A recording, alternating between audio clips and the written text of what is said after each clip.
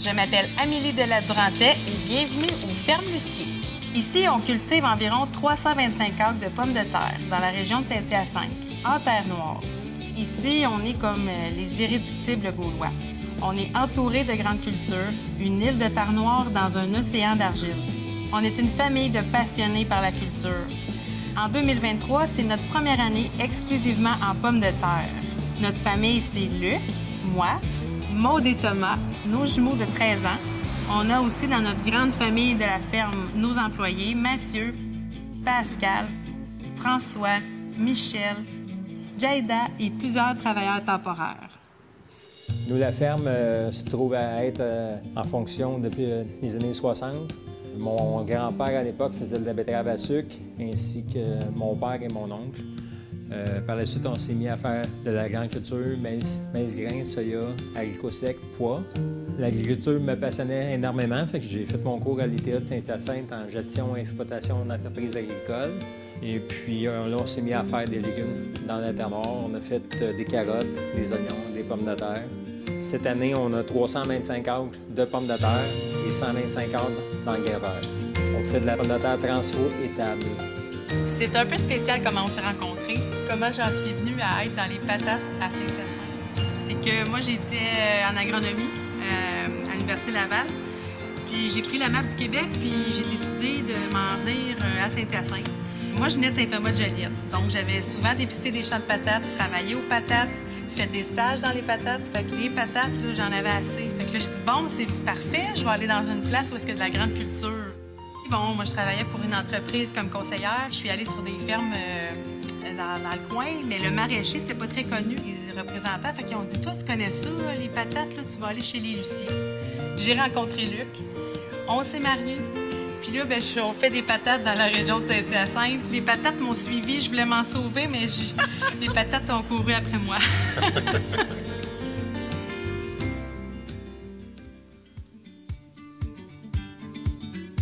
Ici, là, dans le fond, c'est l'ancienne mer de Champlain. Si on recule un peu, a laissé des sédiments. Puis la terre noire se trouve à être le résultat de ça. Mais ici, qu'est-ce qui est particulier, c'est qu'on est autour de nous, c'est que de l'argile. Autrefois, les gens brûlaient la terre noire pour obtenir l'argile qu'il y avait en dessous pour faire des céréales. Nous, c'est la terre noire qu'on cultive. C'est 80 plus de matière organique. Oui. C'est un gisement, ça veut dire que quand on la cultive, on en prélève un petit peu chaque année, donc on va l'épuiser un jour, si on y fait pas attention. Les avantages des terres noires, c'est qu'il peut tomber 2 pouces d'eau, puis dans l'après-midi, on va faire une application de fongicide. C'est un peu comme une éponge. On n'a pas de nécessité à avoir de l'irrigation, contrairement à un sable ou à une argile. C'est une terre qui est très riche. Oui. Ça pousse super bien, mais un désavantage, c'est que si la culture pousse bien, bien, les mauvaises herbes aussi poussent bien. Donc, c'est une terre avec plusieurs défis au niveau des herbages. Là. On fait aussi des plantes-abris dans les patates. C'est un peu qu'est-ce que les autres productions nous ont laissé. Dans l'oignon, la carotte, on faisait des plantes-abris. Là, on met de l'orge comme plante-abri dans les patates pour aider à diminuer l'érosion au printemps quand la culture n'est pas encore levée. C'est sûr que la terre noire, à un certain moment donné, quand c'est rendu très sec, vu qu'on n'a pas assez d'eau pour irriguer, le sol vient quand même très sec. C'est comme une farine ou comme un ciment qu'on mêle avec de l'eau. C'est danger qu'il y ait un feu, puis que le vent étende ça. Ça nous est déjà arrivé. C'est sûr qu'on essaie, quand ça arrive, on l'éteint, on a des citernes, puis on s'organise avec ça. C'est très rare que ça arrive une année sur 4 environ. C'est sûr que nous, dans les types de sols qu'on a, on n'a comme pas le choix. Ça nous prend, on a un tracteur à chenille, puis l'arroseuse est aussi à chenille. On est aussi avec des systèmes d'application puis de section contrôle qui fonctionnent également numéro 1. Puis arrangé comme ça, il n'y a vraiment pas de dépenses de pesticides qui se met ailleurs qu'aux bons endroits.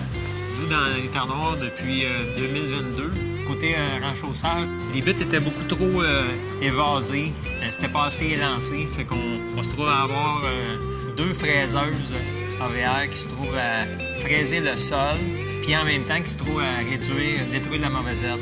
Puis cette machine-là, on peut s'en servir autant en préparation de sol ou quand les pommes de terre se mettent un peu à pointer, et même quand les pommes de terre sont sorties de terre et qu'ils ont un bon 15 cm, on peut aussi s'en servir. C'est une machine réellement prioritaire pour nos types de sol. Ça nous permet d'avoir de très belles buttes et puis le positionnement du planton se trouve à être le mieux placé dans la butte. 2 types de récolteuses à pommes de terre. On se trouve à avoir 2 récolteuses des Grémy GT170. Une arracheuse à pommes de terre noire, c'est quand même de quoi d'assez spécifique pour les types de terre noire. Le sol est très farineux. On a fait beaucoup de modifications. On a enlevé les diablos. On a mis des disques spéciaux trancheurs Sputnik. On a beaucoup amélioré la quantité de sol qui se trouve avancée sur la récolteuse. La récolteuse a été modifiée à partir du début, aller jusqu'à la fin pour être capable de récolter dans tout type de sol et conditions de sol. Et puis l'autre type de récolteuse, on se trouve à avoir une machine qu'on va essayer cette année en 2023 qui va se trouver à enlever beaucoup plus de résidus, à monter avec un double multiset. Qu'est-ce qui va faire que les pommes de terre, quand ils vont arriver du champ, vont être beaucoup plus propres. Les remorques sont équipées de pneus ballons. L'avantage d'avoir un pneu qui est plus large, ça porte beaucoup mieux dans la terre noire, puis ça nous permet d'avoir un tracteur quand même plus petit à l'avant. Qu'est-ce qui est le plus important aujourd'hui, en 2023? C'est de réduire la main-d'œuvre tout en augmentant l'efficacité de production avec l'achat de nouveaux matériels. Je vais vous dire, c'est tout un défi en 2023. Augmenter l'efficacité des tracteurs, réduire les carburants. On a décidé d'investir dans des équipements qui sont capables d'appliquer de l'engrais en vente et aussi des engraisseurs. On appelle ça un Normandie. C'est un équipement qui est conçu par Grégoire Besson. On se trouve à travailler le sol, mais en même temps, quand on travaille le sol à haute vitesse, on est capable d'appliquer l'engrais vert dans un seul passage avec une précision d'environ 0,0 kg de marge d'erreur. Toute l'application est faite par GPS. Et puis, en un seul passage, on est capable d'appliquer l'engrais vert qui est enfoui avec le rouleau arrière. Ce type d'applicateur-là, on est capable de faire différents types d'applications d'engrais vert. On peut faire autant du multi-espèces. On applique jusqu'à 14 espèces différentes. On peut faire de l'engrais. On peut aussi appliquer de l'orge. On est capable d'appliquer aussi de la moutarde et du radis. C'est vraiment un semoir de précision idéal pour les producteurs maraîchers et les producteurs de pommes de terre. Cet équipement-là applique 4 mètres de large. On a changé notre planteur à pommes de terre pour un planteur qui est géré par un ordinateur. Qu'est-ce que ça fait, un ordinateur? Ça te donne le taux à l'acre en engrais, le nombre de livres à l'acre ou le kilo à l'hectare que tu peux appliquer exactement avec une balance. Dans les augmentations de coûts, ça nous aide à savoir exactement les engrais qu'on met aux bons endroits. Et puis en même temps, c'est un semoir à godet. Le planteur est à godet et on est capable d'avoir des efficacités de plantation entre 96 et 98 % d'efficacité. Ici, on se trouve à avoir une remorque de pommes de terre d'environ 17 tonnes en train de benner dans une réserve RH 2060 de Grémy. La réserve fonctionne avec un moteur hydraulique qui se trouve à être actionné par des moteurs qui sont aussi hydrauliques, vitesse variable. On enlève la terre, on enlève les petits déchets. Puis, par la suite, la pomme de terre qu'on veut placer en boîte sort ici à l'extrémité, retombe dans le convoyeur Sputnik. À ce moment-là, il est acheminé directement à la MB111. Pourquoi on est rendu avec une machine comme ça au ferme-huissier? C'est qu'elle remplace 2 chariots élévateurs et elle est capable de faire un régime d'environ jusqu'à 800 tonnes par jour. Le but recherché, nous, on voulait avoir beaucoup de machines qui se géraient seules, et en même temps qui étaient capables de remplir les boîtes convenablement, qu'il n'y ait aucune blessure mécanique. Les pommes de terre, il faut lui faire attention comme si ce serait des œufs. Qu'est-ce qu'on aime aussi, c'est qu'elle se trouve à emboîter environ 1 minute. Et après, elle se trouve à reprendre sa boîte puis elle remonte. Fait que le chariot élevateur, il arrive avec 2 boîtes vides, il repart avec 2 boîtes pleines. Un seul gars pourrait être sur le plan, puis ça fonctionne réellement bien. C'est la première au Québec, fait que dans le fond, on est quand même très fiers de cette machine.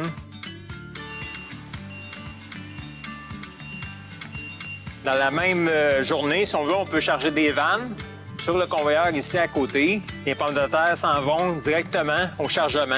On a pris un convoyeur, puis on s'est trouvé à l'avoir modifié maison. Ça a l'avantage qu'on charge une vanne en une demi-heure, si on veut. Mais une vanne de 80 000 livres ici, ça prend 3/4 d'heure, puis on est réellement dans les temps. Tous les équipements que j'ai eus, c'est toutes des vitesses variables. On s'organise qu'il y ait un bon flux de pommes de terre. Il faut que ce soit comme une vague d'eau. Puis on fait très attention au point de chute. Il y a plusieurs applications que le convoyeur peut faire. Il peut se tasser de gauche à droite. Il peut aussi se lever, se descendre. Il se trouve équipé d'un arrêt d'urgence. L'arrêt d'urgence arrête la ligne au complet.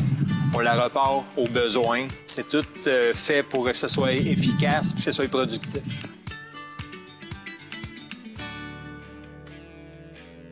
Dans le fond, ici, à la ferme, on se trouve avoir 5 frigidaires. Tous les frigos sont contrôlés cette année avec un système d'intelligence artificielle. Il se trouve à avoir ici le système de console Agrimesh, qui se trouve à être l'intelligence artificielle. Pour l'instant, la chambre est à 15,8. Les frigos ici, au Ferme Lucie, se trouvent à avoir des capacités d'environ 1000 boîtes par frigo. Il y en a qui sont à 650, les plus gros à 1500 boîtes de 1800 livres. Depuis l'an passé, j'ai changé complètement ma mise en marché. On s'organise pour garder des pommes de terre seulement jusqu'au commencement du 1er juillet. Comme ça nous permet de faire un tout plein tout vide des entrepôts. On a le temps de réparer nos boîtes. On a quand même un certain volume qui part en vrac. Puis on est équipé aussi pour garder longtemps. Tous les entrepôts ici sont balayés avec une machine. La machine, elle se trouve être sur un chariot élévateur. Ça permet de balayer et de laver le plancher. Par la suite, on installe un désinfectant sur la machine. L'entrepôt se trouve à être désinfecté. Par la suite, on passe un coup de laveuse à eau chaude à l'intérieur de tous les planchers, de tous les entrepôts. Et puis, toutes les boîtes sont lavées et désinfectées avec des équipements spécialisés. Ici, on est dans l'entrepôt numéro 3. On s'est organisé pour avoir des entrepôts à la fine pointe de la technologie. Puis à l'intérieur, on les finit comme ça en plastique blanc pour être capable de bien laver les murs. Le tout nouveau concept de sonde, température, humidité. On a des contrôles de CO2 et puis on va avoir des contrôles aussi de pression. On a installé des systèmes de volets motorisés qui sont linkés directement avec l'intelligence artificielle. L'intelligence artificielle va travailler pour nous, les producteurs, pour essayer de prendre la température de l'extérieur en premier. Si la température dans la prévision est bonne, ça va nous permettre de changer l'air rapidement sans faire fonctionner les frigidaires ou sans même faire chauffer l'intérieur. Fait que tout ce qui est de gestion, l'humidité, la température, les détecteurs de CO2, par la suite la pression statique, tout est géré par l'intelligence artificielle. À la ferme, ici, on fait de la gestion intégrée des ennemis des cultures. On fait attention à utiliser différents modes de lutte contre les ennemis des cultures. Dans le fond, on a pris conscience que la nature, elle ne nous appartient pas puis qu'on va la laisser aux autres après, à nos enfants. Puis que la pression sociale et tout est de plus en plus forte. Pour faire attention à l'environnement, bien, on a différentes installations. On a un biofiltre à pesticides quand on fait nos mélanges, puis qu'on a des restants de mélange, on est capable de filtrer et puis d'avoir de l'eau pure qui est capable d'être mise au champ ensuite. On a installé ça à la ferme pour être capable de faire attention aux nappes phréatiques, être capable de faire attention pour pas que les pesticides s'en aillent dans l'environnement. Fait qu'on s'est fait des bassins spéciaux, puis à partir de là, quand on arrive avec la fin d'un réservoir ou qu'on veut rincer les booms, on monte sur la plateforme, on inverse les valves et le restant des pesticides s'en vont dans des fosses qui, par la suite, le système est repompé à l'intérieur de la terre noire et de la paille et à la sortie devient environ à 99% potable. Donc, ça a le moins d'impact sur l'environnement. On a une aire de rinçage avec un pré-mélangeur. Donc, on garde tout ce qui est pesticides là, sur la ferme dans des contenants étanches. Donc, ces installations-là nous permettent d'avoir moins de risques de déversement à la ferme. Ensuite, on choisit les pesticides les moins toxiques pour l'environnement possible. On fait attention aussi de mettre les bons produits au bon moment, à la bonne dose, pour viser la bonne chose aussi. Nous, à la ferme, nos défis particuliers là, en phytoprotection, on en a pour les mauvaises herbes. C'est qu'il y a tellement de mauvaises herbes et en grande quantité que parfois les herbicides sont limités. On fait des sarclages et tout ça, mais ça reste quand même un beau défi. Il y a certains produits qui ont disparu avec le temps qu'on aimait beaucoup, puis là, on a plus de misère à trouver des produits homologués qui font la job, surtout dans des années très, très mouilleuses. Au niveau des particularités dans les maladies dans les terres noires, bien, on a de la sclérotinia, qui est quand même une maladie qu'on va peut-être retrouver moins dans les sols minéraux. On a dans les pourritures de sols, puisque c'est des sols humides et tout ça. On a aussi des fusariums qui sont quand même assez présents. C'est plus vers ça qu'on oriente nos luttes phytosanitaires, mais on a de la dorifère comme tout le monde, surtout dans les champs qui sont en deuxième année. On fait aussi des bandes riveraines élargies qu'on entretient, puis près des cours d'eau, c'est important pour la biodiversité, tout ça, c'est quelque chose qu'on a chez nous. Pour empêcher l'érosion, on fait des cultures de couverture. Donc, après la saison, on va implanter des mélanges de différentes espèces pour maintenir le sol en place, pour qu'il y ait une belle couverture durant l'hiver. Et puis, on fait aussi des plantes abris. Ça, c'est une plante qui va protéger le sol en attendant que les patates prennent la place au printemps. Souvent, on va faire une graminée comme de l'orge ou quelque chose comme ça. Ça limite l'érosion si le sol est sec au printemps. Au ferme Lucier, on fait 2 ans de pommes de terre, 1 an de rotation. Donc, notre rotation, c'est engrais vert. Donc, on fait biofumigation avec de la moutarde lorsque le temps nous le permet. Puis ensuite, on met un mélange qui va rester toute l'année de plusieurs espèces de différentes variétés pour maintenir la vie dans le sol, puis faire diversion avant de replanter des pommes de terre l'année suivante.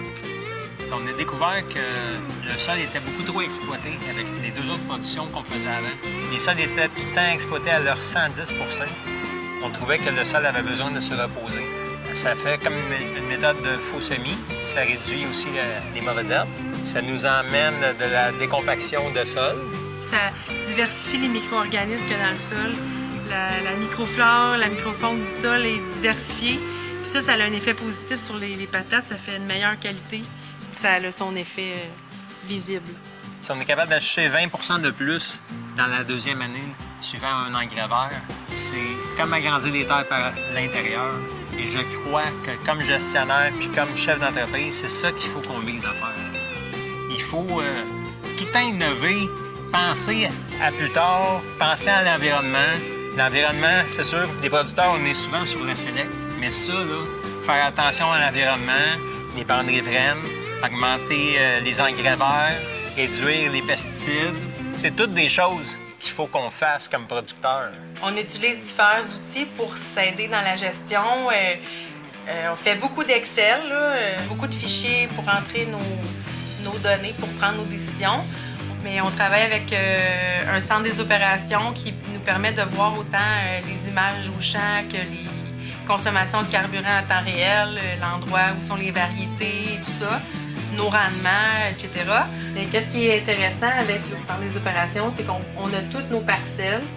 On peut aller le planifier durant l'hiver, mais on peut aussi, dans le fond, s'en servir durant l'été pour donner dans les tracteurs des choix d'opération. Tous nos produits sont entrés, nos variétés, tout ça. Donc, les gens qui sont dans les tracteurs sont capables de le faire. Puis, par exemple, quelqu'un qui sera au bureau est capable de voir en temps réel les opérations qui sont faites.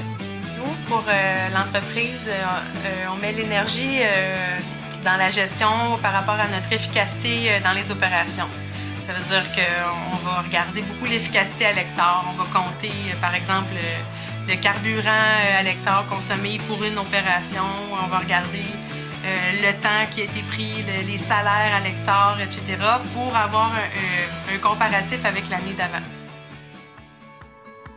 C'est sûr qu'aujourd'hui, pour l'avenir des producteurs, de prendre le temps de conscientiser les consommateurs à qu'est-ce qu'on vit, puis aussi que les consommateurs comprennent que l'agriculture est importante au Québec. Ça, c'est la chose la plus importante. Pour notre entreprise, c'est de continuer à produire encore longtemps en famille. C'est pas nécessairement de grossir l'entreprise, c'est de consolider qu'est-ce qu'on a, un petit peu grossir de l'intérieur. On essaye, nous, notre rôle comme propriétaire, c'est un peu de mettre en valeur les forces de chacun puis d'aller chercher le meilleur de tout le monde pour que ça leur donne un résultat satisfaisant. Sur la ferme, j'aime les grands espaces et la nature. J'aime ça, le côté machinerie de la ferme, technologique et moi, je suis de type moteur surtout. J'aime beaucoup les tracteurs surtout. J'aime la nature aussi. J'aime ça faire des travaux qui impliquent la machinerie agricole. J'aime surtout faire du 4 roues dans les champs. J'aime moins le côté des machineries, puisque c'est pas quelque chose que j'aime vraiment. Mais je pense pas reprendre la ferme. Je pense plus aller dans un autre domaine. Moi, je pense bien que je vais reprendre la ferme si mes conditions me le permettent. Puis, je pense que c'est là-dedans que je vais m'en aller. Pour moi, c'est sûr et certain. J'aimerais ça faire la même école que mon père et ma mère y ont été. Moi, dans 10 ans, j'aimerais que la ferme soit toujours en fonction. Je la vois avec des nouveaux projets en tête. Je la vois développer. L'agriculture, c'est important. Ça nourrit la population. J'aimerais qu'on continue encore à faire des patates pour nourrir la population. Moi, j'aime ça manger en frites, tu sais, une poutine. Et j'aime les chips. J'aime bien les patates pilées. Dans un pâté chinois ou peu importe, c'est vraiment bon les patates. Moi, j'aime ça.